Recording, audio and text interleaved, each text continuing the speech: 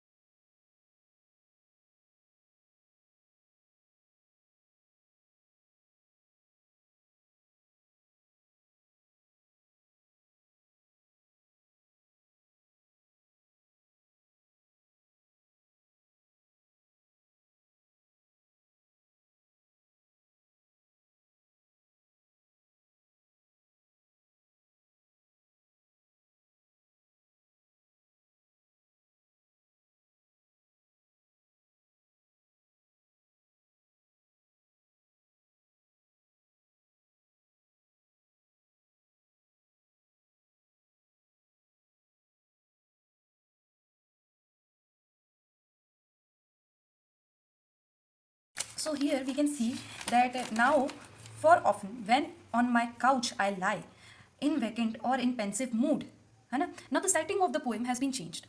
First, the setting of the poem was earthly, right? Under the tree, along the shore of the lake. Then it was cosmos, related to the cosmos. Setting shifted. Now again the setting shifted to earth, like we have gone through the poem. Now, in the fourth stanza, especially, the setting of the poem has been changed to the room of the poet where he is lying in the couch. In vacant, like in the spare time, or in pensive mood, means you can say sad or deep in thought, or thoughtful sadness, you can say. In that mood where we think but we are sad, okay? Or because we are sad, that's why we think, or because we are thinking, that's why we are sad. ठीक है. So the setting of the poem has been changed from physical cosmos, again physical or earthly, to the room of the poet where he often lies in his couch in a pensive or in his spare time. Or you can say, in these two lines the setting has been changed. Okay, so let's go through it. So the scene shifts from, also in all these 20 lines he was talking about a memory. The scene shifts to future recollection. Now we are in the present and he is going through his memory. This is future recollection. He is revisiting the memories of daffodils in his head, in his inward eye. He is at his home now. The indoor setting I was saying, contrast here to earlier outdoor setting. This is very important to understand. Vacant mean when he's passing the time, feeling bored or empty-minded, or in pensive. Like the mind here plays a big role. When his mind is vacant or empty, or when his mind is thoughtful, he can go through these memories whenever he wants. Like when he is vacant or sad, when he is empty-minded or full-minded or thoughtful, you can say. Okay. This is the real world where he is bored, where he sometimes thinks too much, right? So for often when on my couch I lie in vacant or in pensive mood. They flash upon that inward eye. They flash. They. Who? They. Daffodils. Inward eye is the memory of the poet. Okay. Most famous metaphor you can say in this poem. Even at the dark room, even at the indoor setting, he can see golden flowers that are dancing. The flesh suggests sudden illumination. Here, illumination is very important because we are at the dark, we are at the indoor setting. And this flesh, this suddenness, this sudden illumination in the inward eye or in the inside world of the poet head feels magical. है ना? Nature lives within our consciousness. है ना? Now the 22nd line, which is the bliss of solitude. Now he look carefully. He is saying bliss. Now look carefully at the word used here. है ना? Bliss. Solitude means being alone. At the beginning of the poem, he was alone, but he was feeling heavy because of being alone. He was feeling emotionally detached. But now he is referring aloneness to a bliss. है ना? Used to be lonely in stanza 1. Solitude was used to be lonely in stanza 1, but now it's a bliss. Because of which? Because of the fact that he has memories of daffodils to keep him in company. Now he does not feel lonely all the time. He can use that imagery, or he can use those memories that are in his inward eye, that are in his mind as treasures whenever he wants, right? So the memories became experience here. So the 23rd line, and then my heart with pleasure fills. Now his heart with pleasure is filling. His physical body is reacting to the mental image. Sometimes we think about our future in hope when we think. Sometimes our heart gets filled, right? So like this also, the heart of the poet, or the you can say when he was emotionally empty, when he was spiritually empty, the heart, that emptiness is now filled by these memories, by these pictures of daffodils, of dancing daffodils, and all that nature he has, right? Now the last line, and dances with the daffodils. The poem ends where it began. Where? But here, now the poet is part of the dance. In the beginning also the daffodils were dancing, that's why we are saying. And at the end, the daffodils are dancing. So that is why we are saying the poem ends where it began. But here, the heart of the poet is also dancing along with the daffodils. He is no longer a lonely cloud that is observing everything from above. He is now one of the crowd, that he has now company. And not a transient company, but a permanent company that is stored in his inward eye. We'll talk about inward eye in detail further. While final union has happened, human relationship and nature has moved together, right? This final line proves that the real power of nature lies not in the movement but in the memory. This is the most famous you can say idea given by Wordsworth, as his theory of recollection suggests the same thing. Okay, this aligns with the poetic theory, emotion recollected in tranquility. This is the most important part of the poetic theory of Wordsworth. Okay, so now let's look into the inward eye per se here. Okay, so inward eye is being referred to the imagination power or the mind of the poet. Okay, you have to pay attention to the words I'm using here because I'm not going to provide any notes for it, so that is why listen to it carefully. It is not a physical eye like the eyes we have in our face, right? It is the eye of mind. It is imagination, it is memory, it is inner vision or spiritual perception. It is the ability to see something inside your mind even when it is not physically present, right? And what is the bliss of solitude? When he feels empty, when he is thoughtful, when he is quiet, suddenly what happens? Flash, right? Suddenly daffodils flash in his mind, flash in his inward eye. And this memory gives him joy. Not only joy, but warmth, comfort, emotional warmth, emotional connection, spiritual richness. So solitude here is no longer painful. It becomes a bliss. It becomes blissful. Okay? So, according to the romantic idea here, inward eye, the nature is not only outside or physical. It lives inside our mind, inside the consciousness of human beings. As the real power of nature is not in the physical, is not in the movement or the physical, but in the memory or the stored imagination. Instead of physical and stored imagination, you can also write in the present, in the moment, but in the memory. Okay, and the flash here, he does not say that he needs very much time to recall all that scene.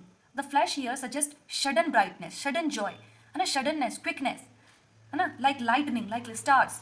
He does not have to wait for some minutes or some hours to recall that beautiful moment. It suddenly flashes on the mind or the inward eye of the poet.